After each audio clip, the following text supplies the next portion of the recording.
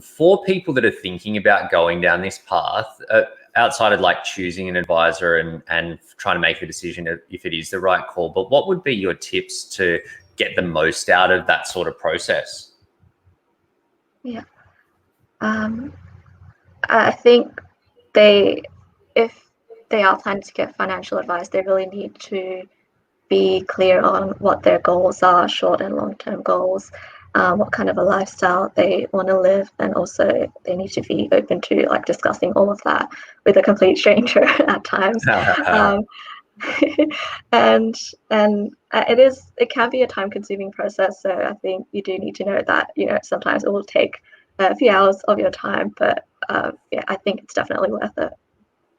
Yeah, absolutely. I think that it's especially if you're doing it, like it's worth it even if you do it on your own and you have to spend maybe double the amount of time, but you can't, like, as much as we try to make things, and you probably got a sense that try to make it as efficient as possible, there is still a fair bit of ground that you want to cover. Especially, it's a little bit different if you just say, oh, I've got $5,000, I want to invest it. But if you're saying I want to look at all the different elements of my situation, make sure they're all wrapped into a cohesive plan, working together in the same direction, making the most out of all of them. Like there is some level of time input that's required, and with this sort of stuff, like with a lot of planning work, that the more you put in, the more you get out of it. So I think that sometimes, we recognize that everybody's busy and people have got careers and stuff that's going on. But I don't know, the way that I view it, it's like, well, obviously your career is very important and your job and all of those things. But